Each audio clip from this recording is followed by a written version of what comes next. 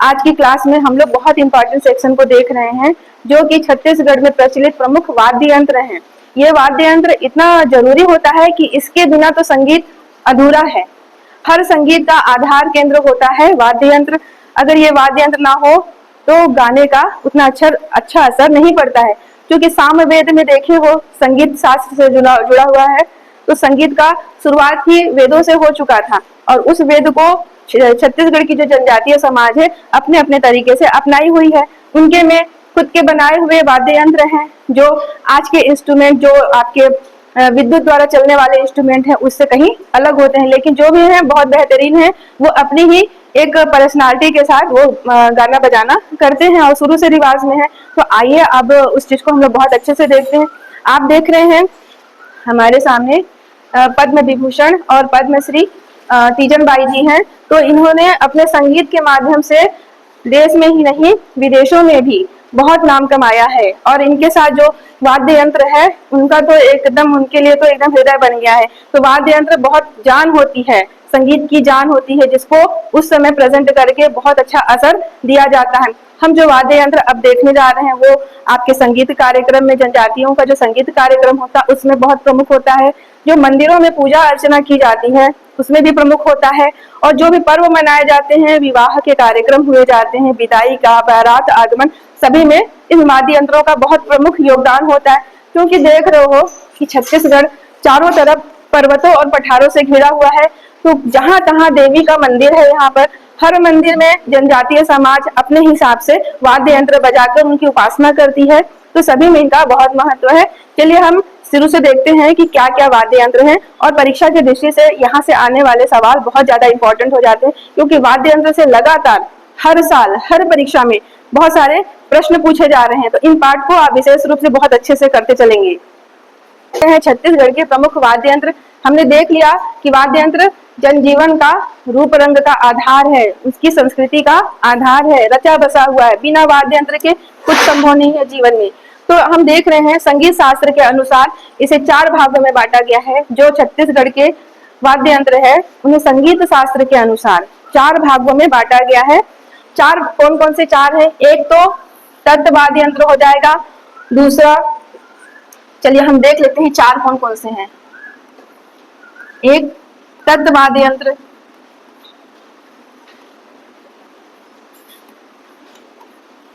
दूसरा वितत वाद्य यंत्र,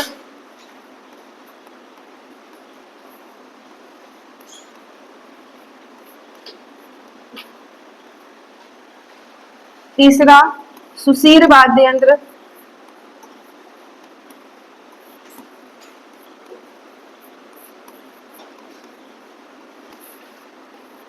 घन वाद्य यंत्र।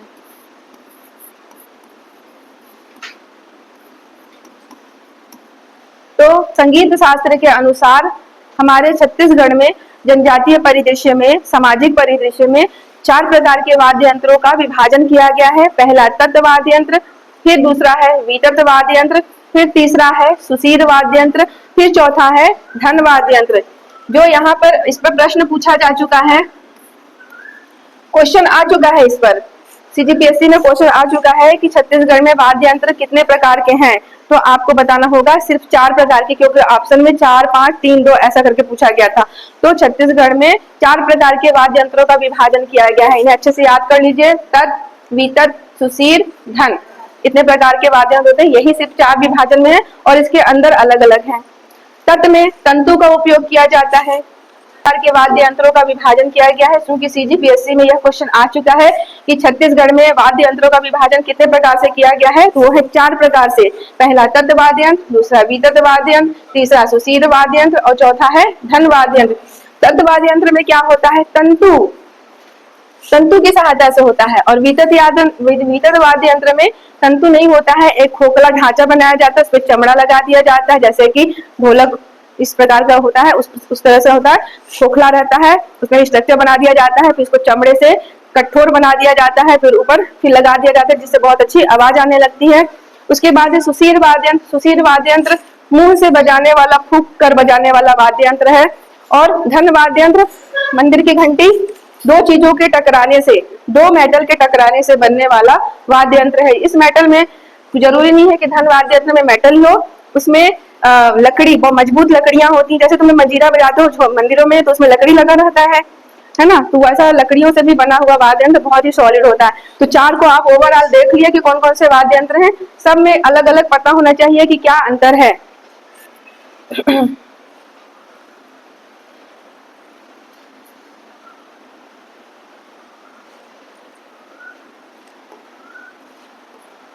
चलिए हम देख रहे हैं पहला तत्व वाद्य यंत्र। तत्व वाद्य यंत्र क्या है, इसका दूसरा नाम भी जान लो। अगर परीक्षा में पूछ दिया तत्व तो बन जाएगा, अगर दूसरा नाम पूछ दिया तंतु तो नहीं बनेगा। तो इसी को तत्व वाद्य यंत्र बोला जाता है और इसी को तंतु वाद्य यंत्र भी बोला जाता है।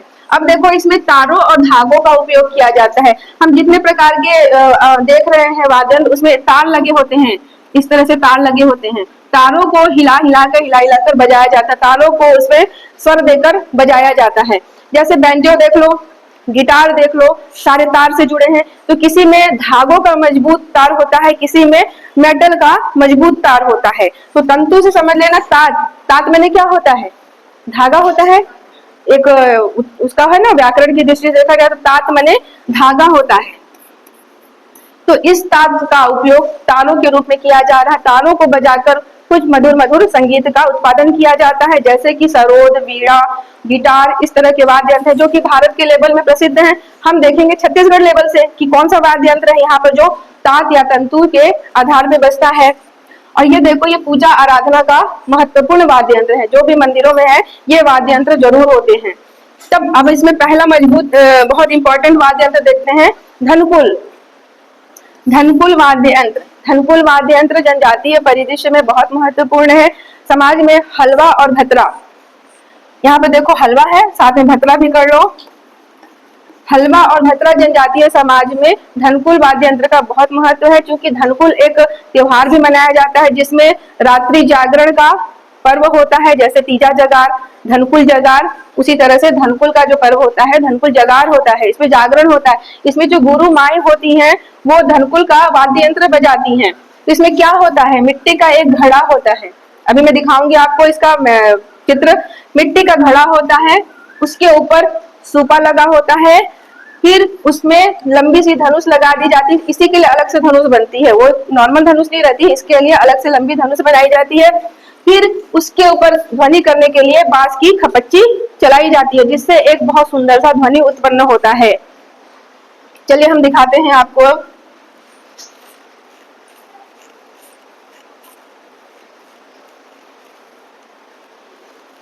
दिख रहा है, हाँ ये देखो, ये है धनकुल जगार का पर्व हो रहा है।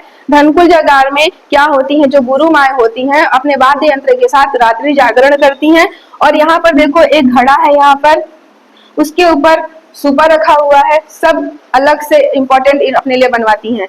सूपा होता है, यहाँ पर ये बांस लगा रहता है, फिर ये जो तार लगी हुई है, हमने कहा था तंतु वाद्य यंत्र मतलब तार से जुड़ा हुआ चीज हो रहा है यहाँ पर।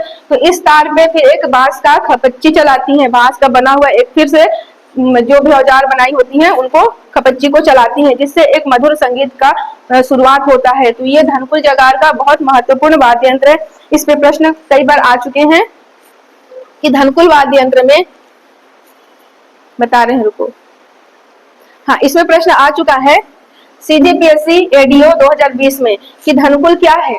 तो धनकुल क्या है अब पता चल गया कि धनकुल एक वाद्य यंत्र होता है, कि धनकुल जगार में ही धनकुल वाद्य यंत्र का प्रयोग किया जाता है। तो सीधे सीधे धनकुल एक वाद्य यंत्र होता है। अब इसमें इस पर भी क्वेश्चन है कि ये इसमें कौन कौन सी चीजें शामिल होती हैं। सबसे पहले मिट्टी का घड़ा, फिर उसके ऊपर सूपा, फिर एक धनुष, फिर बांस की खपच्ची जिसे चलाकर बजाया जाता है। कि जो धनकुल के बाद है एक किंकनी, किंकनी वाद्य यंत्र। क्योंकि किंकनी वाद्य यंत्र तीजन बाई अपने हाथ में पकड़कर उसमें बकायदे गायन वादन करती हैं, तो किंकनी उनके लिए तो विश्व प्रसिद्ध हो गया फिर तो किंकनी ये पंडवानी गायन में देवार जनजाति के द्वारा बजाया जाता है। पंडवानी गायन में देवार जनजाति के द्वारा बजाया जाता है, इस चीज को याद रखना है। किंकनी का पर देख लीजिए, किंकनी, किंकनी बोलिए या किंकनी बोलिए सेम ही है। यहाँ पर तीजन बाई के हाथों में किंकनी वाद्य यंत्र है, जिसकी सहायता से वो अपने गायन वादन को संपन्न करती हैं। और ये देश में ही नहीं विदेशों में भी प्रचलित है इनका जो गायन वादन है। अब देखते हैं किरगिज। किरगिज को इसी में आता है तत्वाद्य यंत्र में, जो भी तारों से बजाया जाना है। आप लोगों को यहाँ पे नाम याद करना है, बहुत ज्यादा खोजबीन नहीं है, इसमें ज्यादा लेना है। किरगिज वाद्य यंत्र कौन सा वाद्य यंत्र होता है?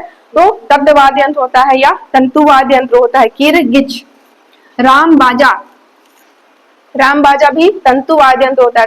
इसमें थोड़ा सा तुम लोग लिंक कर सकते हो, चूंकि क्या पढ़ रहे हो, तंतु वाद्य यंत्र, तो ये तंतु वाद्य यंत्र है, यानी कि तात वाला बात हो गया। इसमें तात से बने वाद्य यंत्र हैं।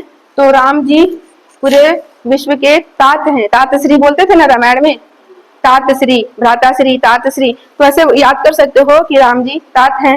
फिर दुम्भीर, दुम्भीर भी तंतु वाद्य यंत्र है, तो दुम्भीर को गंभीर कर लो, तो राम जी एक गंभीर है, तंतु वाद्य यंत्र से हो जाएगा। फिर किन्नरेरी, किन्नरेरी को याद कर लेना। कुंजाड़, देखो हम तुमको मार्गदर्शन दे सकते हैं, याद करना आपका काम है। जिन चीजों में हम रिलेशन दे सकते हैं उसको दे सकते हैं, बाकी चीजों को तो करना पड़ेगा।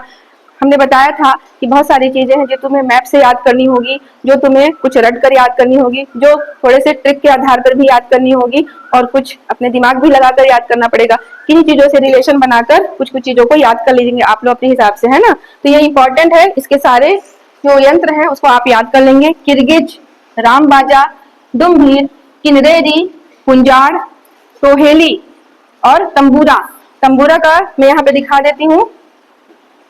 यह तंबूरा वाद्य यंत्र है, जो यहाँ पे तार लगे होते हैं, बहुत ही अच्छे सॉलिड मजबूत तारों का यहाँ पर संयोग किया जाता है। तो इन तारों पर हाथ की उंगलियां चलाकर इसे बहुत सुंदर सुंदर ध्वनि निकाली जाती है, जो हर गीत का आधार होता है।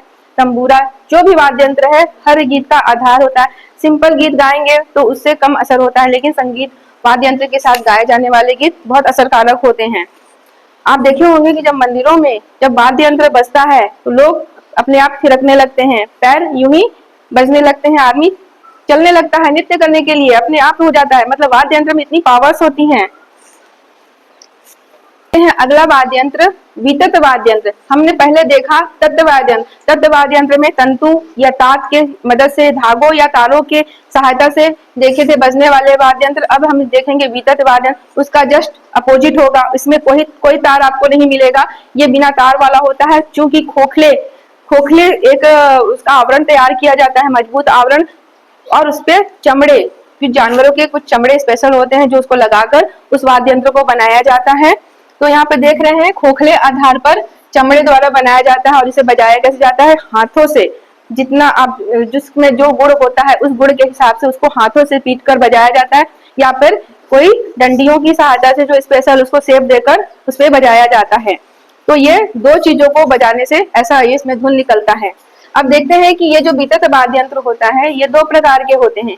एक होता है एक मुखी वितत वाद्य यंत्र और एक होता है द्विमुखी वितत वाद्य यंत्र। एक मुखी वितत वाद्य यंत्र क्या होता है? जिसमें सिर्फ एक सतह पर आप पीटकर बजा सकते हो, जैसे तबला। तबला में सिर्फ एक तरफ ही आप बजा सकते हैं क्योंकि उसके लिए वो खास होता है। तो खास चीजों के लिए एक मुखी हो गया। फिर जब द्विमुखी होता है वो कैसा होता है? दोनों तरफ, जैसे ढोलक दोनों तरफ से पीटकर बजाया जाता है, ढोलक मृदंग। इन चीजों से आसानी से समझ सकते हो। अब चूंकि छत्तीसगढ़ का हम देख रहे हैं तो यहाँ पर कुछ नामों के साथ विशेष वाद्य यंत्र हैं जिन्हें याद करना बहुत जरूरी है। तो एक मुखी वाद्य यंत्र हमने देख लिया कि इसमें तबला जैसा वाद्य यंत्र होता है। अब इसमें एक मुखी में क्या क्या होगा? नगाड़ा। नगाड़ा के बारे में पूछा जा चुका है CGPSC 2021 में कि नगाड़ा किस प्रकार का वाद्य यंत्र होता है। तो नगाड़ा होता है एक मुखी वाद्य यंत्र। इस इमेज में देख, नगाड़ा, जब नगाड़ा बजता है ना तो बहुत अच्छा धुन निकलता है, मतलब वहां की चीजें गूंजने लगती हैं उस धुन से। तो यहाँ पर नगाड़ा बजाया जा रहा है, ये देखिए नगाड़ा है, यहाँ पर लिखा हुआ है नगाड़ा। जब ये बजता है तो मतलब उसकी प्रतिध्वनि गूंजती है, आदमी यूं ही ऐसे ही थिरकने लग जाता है। म्यूजिक में इतनी पावर्स होती हैं। ये नगाड़ा अपने आप में बहुत बहुमूल्य नगाड़ा होता है। तुरबुड़ी बाजा, फिर है गोगा, गोगा है एक वाद्य यंत्र, फिर तासा, फिर मुंडा बाजा। ये जितने हम देख रहे हैं इस तरह पे एक मुखी वाद्य यंत्र होंगे, तबला नुमा आकृति वाले वाद्य यंत्र होंगे। नगाड़ा हो गया, तुरबुड़ी बाजा हो गया, गोगा हो गया, तासा हो गया और मुंडा बाजा हो गया। क्योंकि हम यहाँ पर देख सकते हैं इसको नगाड़ा देख लिए हैं, तासा और तुरबुड़ी देख लेते हैं। ताशा को देखिए, ये भी इस तरफ पूरा पैक रहता है, ऊपर में ये लोग अपनी डंडियों की सहायता से, स्पेशल डंडियां होती हैं जिसको बजाया जाता है। आज तो ये आधुनिक वाद्य यंत्रों का भी आधार बन चुका है, इन्हीं से तो कॉन्सेप्ट लिया गया है, जो आधुनिक में अपडेट होते जा रहे हैं सब इन्हीं के आधार पे सब चल रहे हैं। तो ताशा पे यहाँ पर एक तरफ बजाया जाता है जो एक मुखी होते हैं। यहाँ पे देख लीजिए तुरबुड़ी, तुरबुड़ी वाद्य यंत्र है, यहाँ पर हाथों की सहायता से वो बैठकर चला रहे हैं, तो यहाँ पर एक बहुत खूबसूरत वाद्य यंत्र बन जाता है तुरबुड़ी। अगला क्या है, मृदंग और ढोलक। चलिए ठीक है।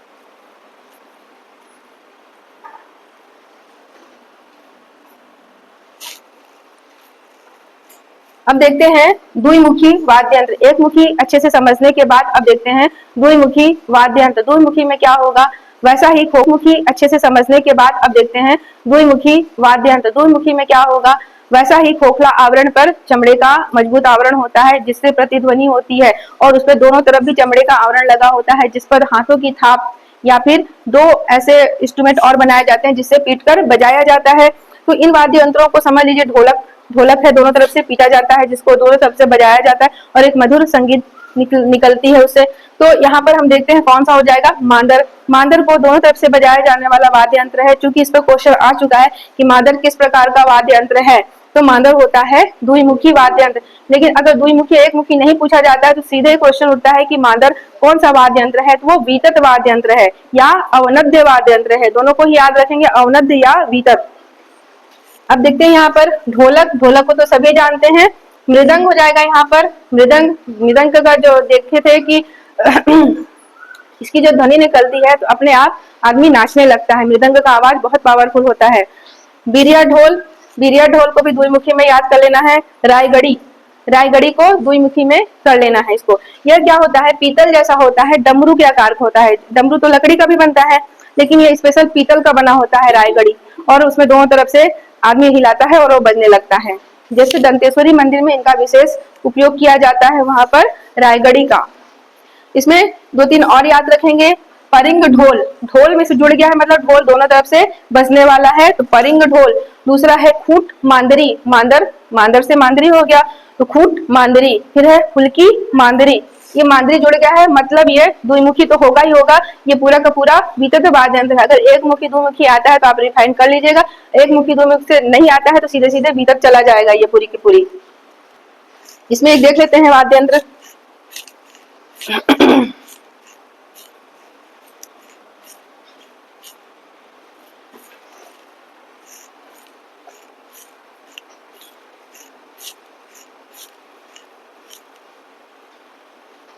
हम देख रहे हैं कि ढोलक, इनके हाथों में ढोलक है, ढोलक बजा रहे हैं। तो ढोलक दोनों तरफ से बजाया जाने वाला वाद्य यंत्र जिसको सभी जानते हैं। पर जनजातीय समाज का ढोलक बहुत अच्छा होता है, बहुत अच्छे बड़े साइज का होता है जो गले में इसका उपयोग करते हैं। हमने देखा था गले का आभूषण ढोलकी गले में पहना हुआ है ना, तो ढोलकी भी आप याद कर लो कि गले का आभूषण ढोलकी होता है, इससे भी याद हो जा रहा है।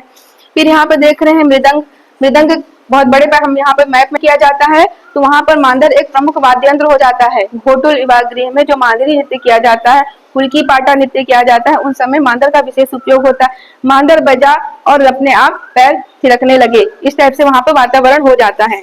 देखते हैं इंपॉर्टेंट वाद्य यंत्र, घन वाद्य यंत्र। घन वाद्य यंत्र में कैसे वाद्य यंत्र होंगे, जिन्हें दो धातुओं को या लकड़ी का भी बना हुआ रहता है, उन्हें पीट कर ऐसे हिलाकर बजाया जाता है। तो ये घंटी नुमा होता है, एक घंटियों के आकार से बना टाइप का रहता है। तो दो धातुओं को टकराकर बजाया जाता है। मंदिरों की घंटी को एकदम समझ लेना कि वो घन वाद्य यंत्र। अगर मंदिर की घंटी बजी तो आपके कानों में क्या होता है, घन बोलता है आवाज ना, तो उसको समझ लेना कि वो घन वाद्य यंत्र है।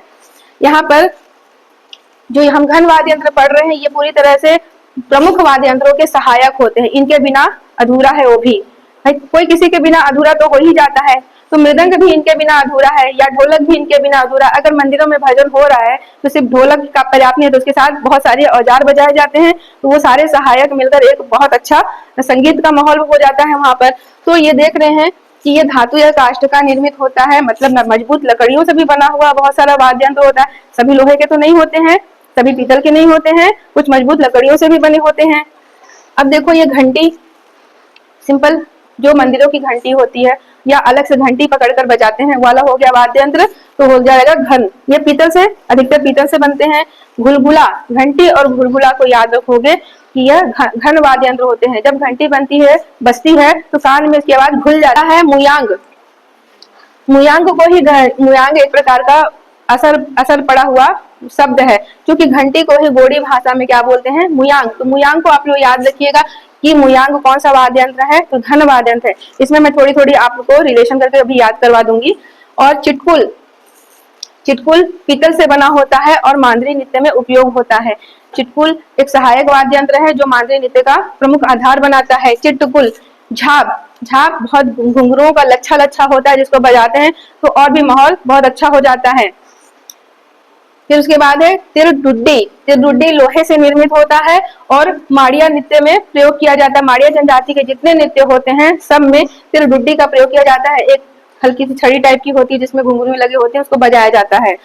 फिर अन्य में देख लो मंजीरा, पिटोरका। पिटोरका है जो, उसको याद रखना है कि सेमल की लकड़ी से बना होता है। और दुड़का, दुड़का साजा की लकड़ी से बना होता है। एक दो वाद्य यंत्र मैं तुम्हें यहाँ दिखा देती हूँ नीचे। घन वाद्य यंत्र पढ़ रहे हो ना, याद रखना कान में जो घंटी घुलती है वो वाली। तो घुलघुला याद हो गया दोनों।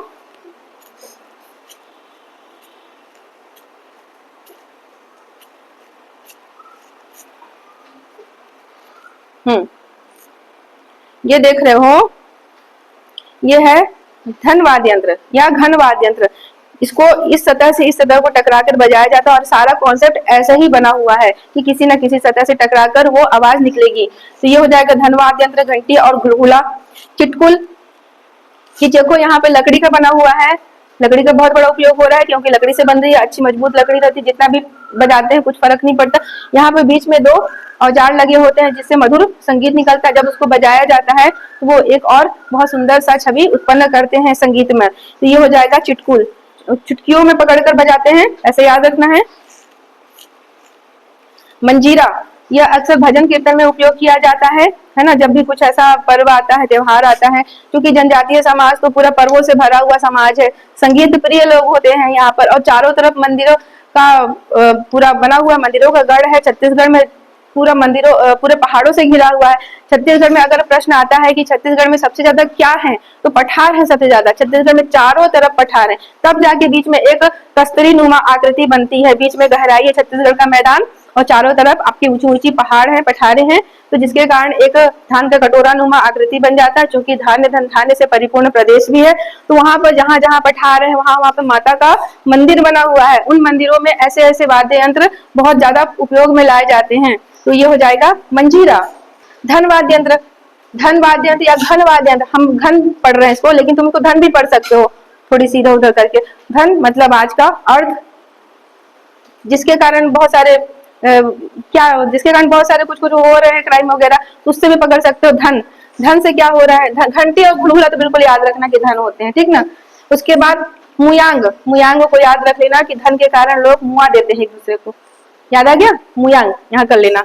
और चिटकुल, धन के कारण ही तो चिट कर रहे हैं सब एक दूसरे से, धन के कारण एक दूसरे चिट कर रहे हैं। यहाँ पे एक तुमको यहाँ पे ट्रिक मिल गया याद करने के लिए कि चिटकुल और मुयांग क्या होते हैं, धन वाद्य यंत्र होते हैं। झाप, जिसके पास धन है उसी की धाक है, झाप कर लेना यहाँ पर। फिर तिरडुड्डी, तिरडुड्डी बहुत अच्छे से याद रहेगा। जल्दी से पैसा दे दे, तिरडुड्डी दबा दूंगा, ऐसा होता है ना, तिरडुड्डी दबा दूंगा, गला दबा दूंगा याद करने के लिए है। मंजीरा, मंजीरा को याद रखना, मंजीरा तो देख ही चुके हैं हम लोग। पिटोरका, धन के लिए लोग एक दूसरे को पीट दे रहे हैं, इससे याद हो जाएगा। कितने कठिन चीजों में कितना सरल चीज हो रहा है, देख रहे हैं ना। तो पिटोरका, इसको धन के चलते लोग एक दूसरे को पीट देते हैं, इसको ऐसे करके याद रखना। कि सिर वाद्य यंत्र, सुसीर में सिर लगा है, सिर से समझ लेना कि मुंह से फूंक कर बजाया जाने वाला वाद्य यंत्र है। सिर को पकड़ लेना अच्छे से, नहीं तो कंफ्यूजन में भरे रहोगे। सुसिर, सिर की बात हो रही है, मतलब मुंह से फूका जाने वाला कोई वाद्य यंत्र है जिसमें सुरीले सुरीले मधुर संगीत हो रहे हैं। मुंह से फूक कर वाद्य यंत्र इसमें आता है। और चूंकि यह स्वर प्रधान है, स्वर गले से निकला, तो सुर्रा हम लोग देखे थे, सुर्रा आभूषण गले में पहनते हैं, सुर कहाँ, गले से आया, तो उससे याद रख लेना। अब देखते हैं कि इसमें कौन कौन से वाद्य यंत्र, इसमें मेन आप बांसुरी पकड़ लो, बांसुरी को फूक कर बजाया जाता है। उसी तरह के उसी के कॉन्सेप्ट में सभी वाद्य यंत्र चलेंगे यहाँ पर। अब तोड़ी, तोड़ी क्या है, और ये अकुम, तोड़ी और अकुम को याद रखना है कि ये सुशीर वाद्य यंत्र है और पशुओं की रखवाली के समय बजाया जाता है। इतनी तेज बजाते होंगे ना कि पशु लोग आते नहीं होंगे, डर के मारे भाग जाते होंगे, है ना। तो इस तरह से तोड़ी और अकुम को याद रखोगे। और सुशीर है तो मुंह तोड़, मुंह तोड़ना वाला कर लेना। हम लोग कहीं गोड़ तोड़े थे, कहीं मुंह तोड़े थे तो ही उपयोग करेंगे ना। तो तोड़ी, सिर को तोड़ी ऐसे करके याद कर लेना। और अकुम, कुमकुम कहाँ लगाते हो? माथे में लगाते हो, तो सिर वाला बात हो गया। इसमें सिर्फ सुशीर आ रहा है, मतलब कुमकुम सिर पे लगा, ऐसे करके याद हो जाएगा। सुलूट, सुलूट बांसुरी के जैसा ही होता है, सुर से बांसुरी नुमा एक आकृति बनी होती है, उसमें सुलूट को मतलब बांसुरी को ही सुलूट बोला गया है जनजातीय में। बाबंसी, बाबंसी बंसी से जोड़ लो, ये भी हो जाएगा सुशीर में। तो हलवा एवं महत्रा जनजाति में यह प्रसिद्ध होता है बाबंसी। बाबंसी को याद रखोगे, सुशीर होता है, सुशीर वाद्य यंत्र होता है। वीर कहाली, वीर कहाली को याद करा देती हूँ। अगर कोई वीर दिखता है तो कैसे दिखता है? फेस से दिखता है। चेहरा अगर उसका वीर दिख रहा है मतलब वो वीर है, हौसला वीर। तो वीर कैसे कहाएगा? सिर से कहाएगा। सिर बॉडी का सबसे महत्वपूर्ण हिस्सा है, तो सिर से ही वो वीर कहाएगा। तो याद कर लेना ऐसा बनाकर कि सुशीर में वीर कहाली होगा। करनाल, नाल गले का नाल सिर का हिस्सा होता है, ऐसे याद हो जाएगा करनाल को कि सिर का हिस्सा है करनाल। नेफ्री, नेफ्री को याद कर लेना, ये दंतेश्वरी मंदिर का प्रमुख वाद्य यंत्र है और ये CGPSC 2021 में आया हुआ है कि नेफ्री दंतेश्वरी माता की पूजा में वाद्य यंत्र कौन सा होता है। 4 ऑप्शन थे जिसमें से नेफ्री होगा आंसर उसका। और दूसरा है मोहरी, मोहरी भी तो गले में पहनते हैं, मोहर, तो मोहरी को मोहर से कर लेना और याद हो जाएगा। ये देखिए ये तोड़ी है, तोड़ी वाद्य यंत्र जो कि मुंह से फूंक कर बजाया जाता है। सारे उपासना का भी महत्वपूर्ण वाद्य यंत्र है और जो अपने अपने ये संगीत पर्व में भी बजाते हैं। अपने अपने जैसा जैसा इनका पर्व होता है उसी हिसाब से अपना वाद्य यंत्र का उपयोग करते हैं। तो तोड़ी ऐसा फूंक कर यहाँ से एयर पास करके इसको बजाया जाता है। वाद्य यंत्र सारे पर्वों का आधार केंद्र होता है, माता की पूजा का केंद्र होता है और ये एक संगीत का बहुत बड़ा पार्ट होता है। तो इन वाद्य यंत्रों को काफी अच्छे से याद करना है ताकि परीक्षा में जहां से भी पूछे बन जाना चाहिए। इसमें से कोई भी मिस नहीं होगा, परीक्षा में बहुत अच्छे से बनेंगे अगर अच्छे से याद कर लिया है आपने तो। ठीक है।